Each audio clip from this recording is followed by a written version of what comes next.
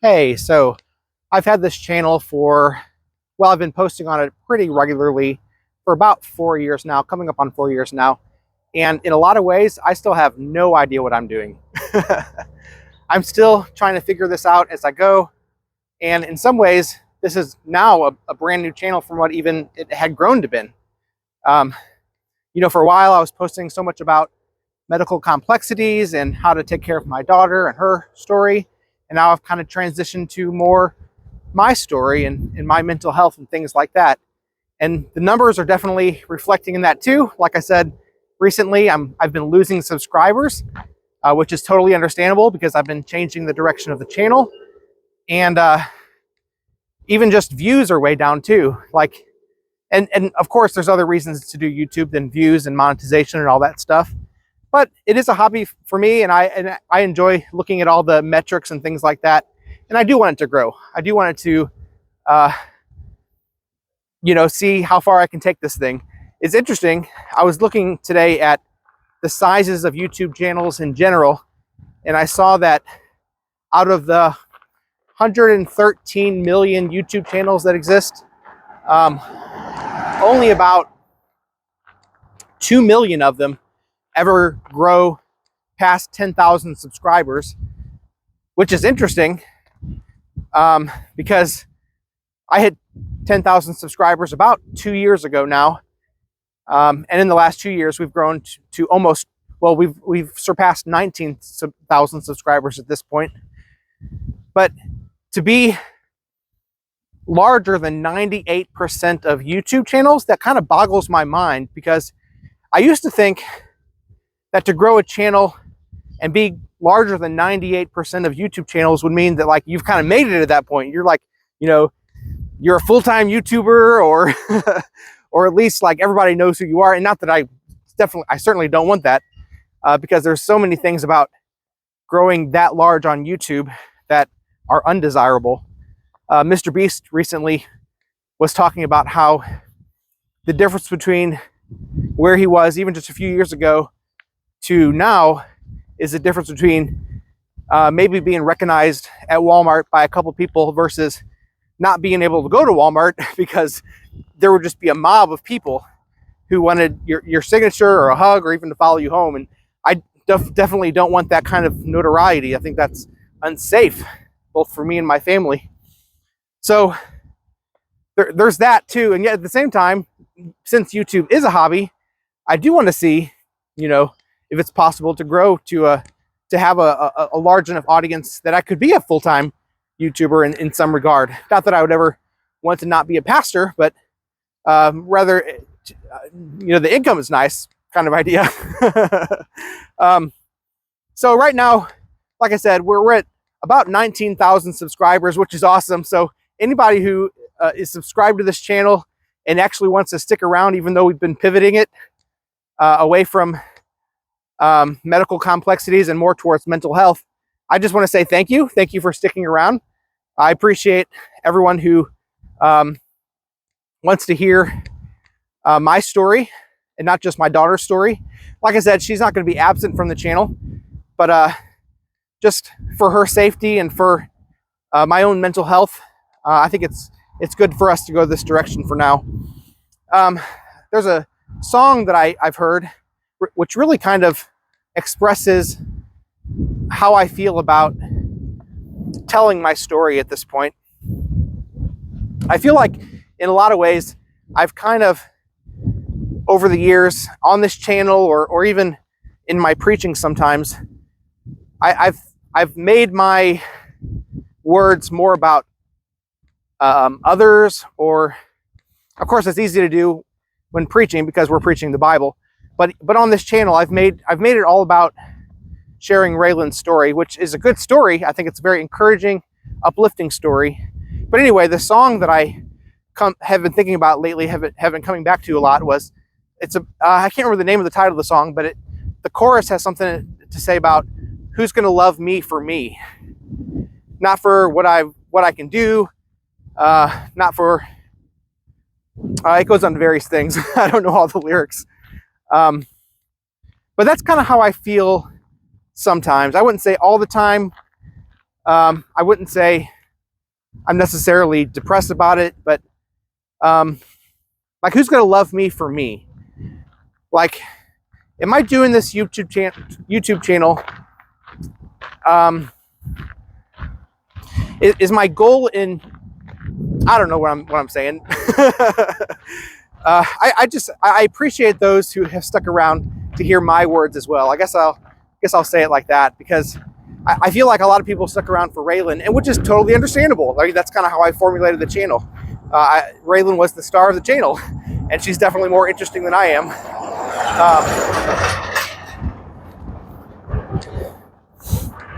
But it is interesting to see who will stick around for me.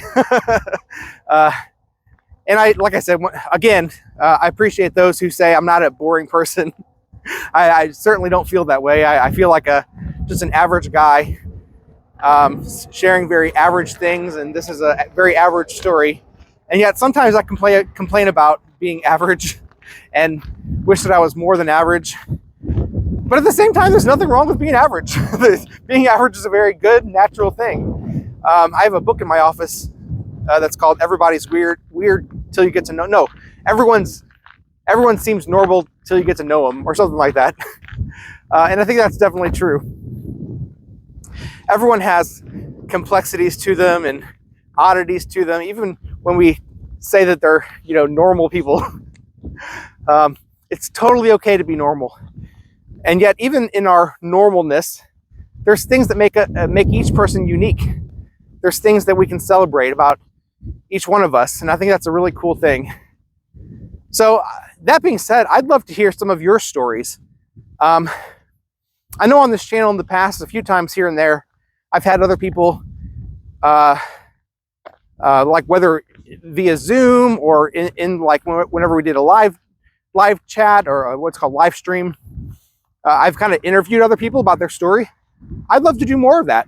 I'd love to collaborate with some of you guys who maybe have YouTube channels or would like to start a YouTube channel, and get to know some of your stories, whether it be because of your disabilities or for mental health reasons.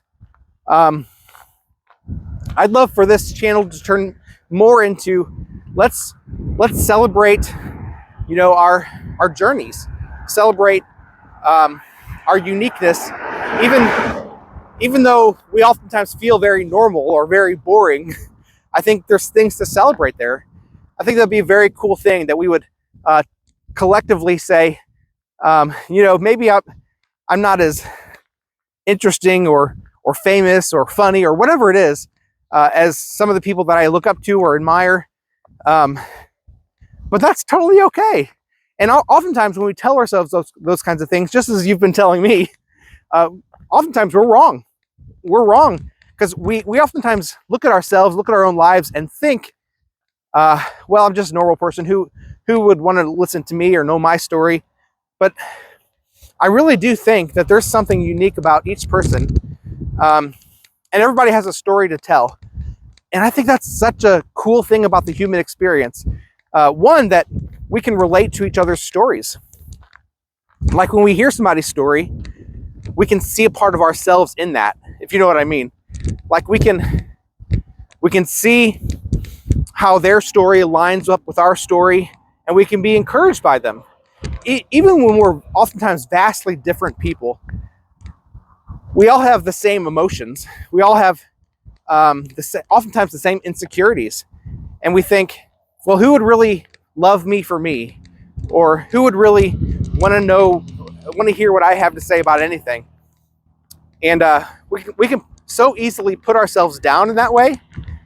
But I think there's a lot of room in our world today to hear more about each other's lives. And I would love, at least from time to time, to do that. So I'm not sure exactly how to proceed from here. Maybe if somebody would have a suggestion, let me know in a comment and say, hey, I'd love to be a part of that. I'd love to whether get on a live chat with me or a Zoom call or a, what do you call it, live streaming. I don't know why I'm forgetting that word. and we can explore that together. And I don't know if it'd be like an ongoing thing or just a one-time thing, but I'd love for us to have a community here, and not just have a let's see what Chris has to say, or let's check in on this family, but let's have a way that we can celebrate our human experience, our struggles, our triumphs, our joys, our hopes, and even in the midst of hard things like mental health issues, that we would say, I still have hope. You know, I still have things to look forward to in the day. I think that would be a beneficial thing, not just for me, not just for this channel, but for all of us. I don't know. I'm also just thinking about the direction of this channel in general. Like I said, I've done various things on this channel, whether telling my daughter's story, or I've done even like mini documentaries that are usually about Raylan's disabilities in some way or another. I've done some vlogging. I've done some documentary type things. But I'm not completely sure where to go from here. Like I said, in a lot of ways, this feels like a new channel because I've been trying. One, I want to focus on my health, so I've been using this as an opportunity to go for a walk and to focus on my speaking skills, at least my unedited speaking skills. So I would love to see both my health and my mental health as well, and also my speaking ability to improve as I've been practicing these things. But I also like to see us all just have more of a spirit of love and acceptance of each other, no matter where we are in various things. And I think that oftentimes comes from us being willing to be vulnerable with each other. Like right now, I even on this walk just now, I thought of so many things that I wish I could edit out. All my ums, all my stutters. And I look at these things in myself and say, why would anybody want to listen to me stutter and those kinds of things through my conversation? But I think if we're more real with each other and say, this is who I am. You know, I stutter sometimes, I sometimes. I need to get in better shape. I need to learn even still how to talk sometimes. I think if we are more open about who we are and more okay with who we are, I think that resonates with people, right? Well, tell me if I'm wrong. Tell me if I'm wrong and say, you know, I wish you'd go back to the other videos, Chris. You know, honestly, you know, I would want to know that. But at the same time, I'm not sure if I want to go back to the old style of highly editing things.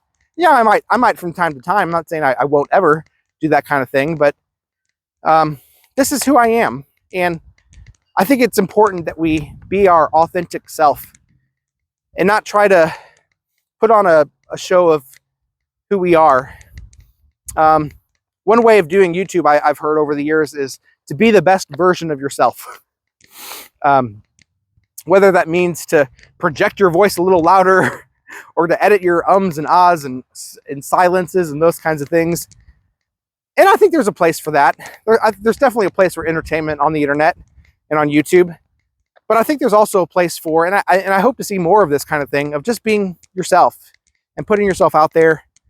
And even if that leads to people unsubscribing and leads to less views, I think it's healthier for me to know that there is a people out there who loves me for me, not for how I edit myself, not for showing even so much my daughter, who, like I said, is more interesting than I am, but just me being myself and focusing on my health, my mental health, and seeking to build a community about being ourselves, seeking to build a community about the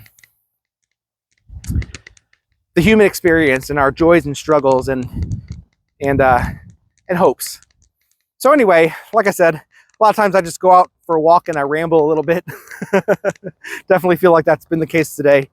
I hope that no matter what you're going through, that you're experiencing the joy and hope that we can all have as we just rest and not feel like we have to accomplish things, but know that we're loved just the way that we are. And that out of that position, out of that faith, it would be the word I would use at church, but out of that knowledge that we are loved the way that we are, begin to rejoice. Begin to rejoice and do things out of love, not in order to find acceptance from others, but rejoicing and loving people just as we're loved.